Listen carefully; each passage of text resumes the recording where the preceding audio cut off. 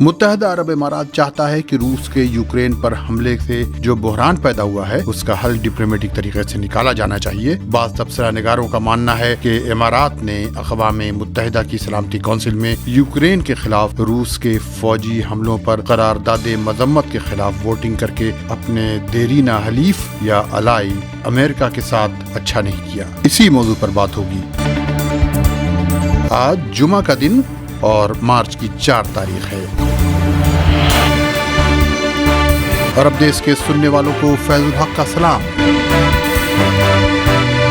اقوام متحدہ کی سلامتی کونسل میں یوکرین پر روسی حملوں کے خلاف قرارداد مذمت کی حمایت میں ووٹ دینے سے انکار کرنے والے ملکوں میں بھارت اور چین کے ساتھ ساتھ امارات بھی تھا۔ سلامتی کونسل میں یہ قرارداد مذمت اکثریت سے منظور ہوئی اور اسے روس نے ویٹو کر دیا، لیکن امارات کا یہ موقف امریکہ کے لیے یقیناً ناپسندیدہ ثابت ہوا ہوگا۔ کہا جا رہا ہے کہ امارات کے محض اس فیصلے سے امریکہ کے اس کے ساتھ تعلقات دو راہے پر آ گئے ہیں۔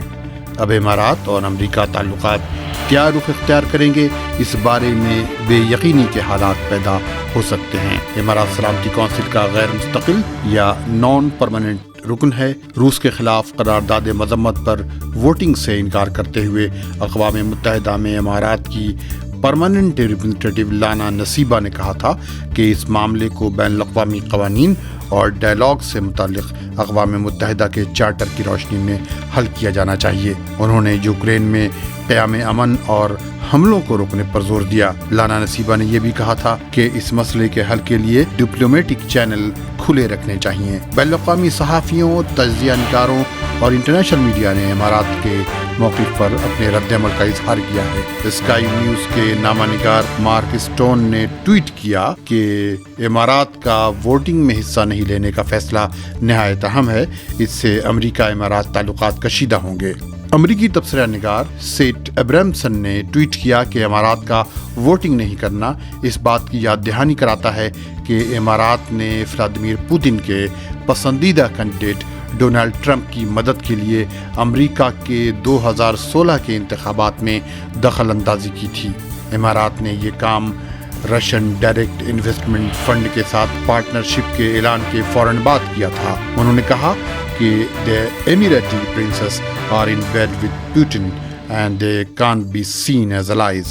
انٹرنیشنل کرائسس گروپ میں UN اسٹڈیز یونٹ کے سربراہ ریچرڈ گوان نے کہا کہ امارات نے ایسا اس لیے کیا ہے کیونکہ حوثیوں کے خلاف سلامتی کونسل میں پیش کی جانے والی آئندہ قرارداد میں اسے روس کی حمایت کی ضرورت ہوگی۔ لندن کے روزنامے دی گارڈین کے صحافی پیٹرک ونٹور نے لکھا کہ امارات کے روس کے خلاف قرارداد مذمت کی حمایت میں ووٹ نہیں دینے کے فیصلے کے بعد اب اس کی اسکروٹنی ہوگی، لیکن عرب تجزیہ نگار محمود الوش کا کہنا ہے کہ امارات نے یہ موقف اس لیے اختیار کیا کیونکہ مختلف عالمی قوتوں کے ساتھ تعلقات رکھنا چاہتا ہے اور یہ اس کی خارجہ پالیسی کا حصہ بھی ہے۔ انہوں نے کہا کہ چونکہ گزشتہ چند سال میں روس کے خلیج میں اثرات بڑھ رہے ہیں اور اس خطے کے امریکہ کے ساتھ تعلقات کمزور پڑتے جا رہے ہیں، لہذا امارات کے لیے روس بہت اہم ہے۔ محمود الوش کا کہنا ہے کہ امارات اور دیگر خلیجی ممالک کو روس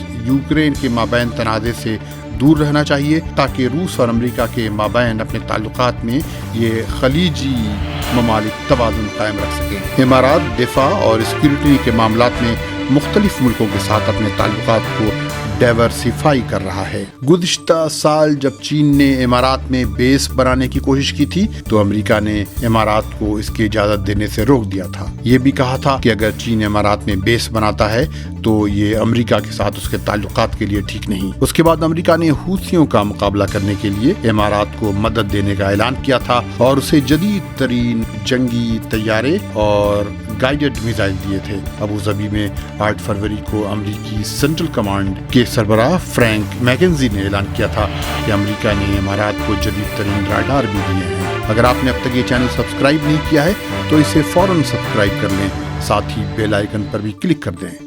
ملتے ہیں اگلے بلیٹن میں۔ خدا حافظ۔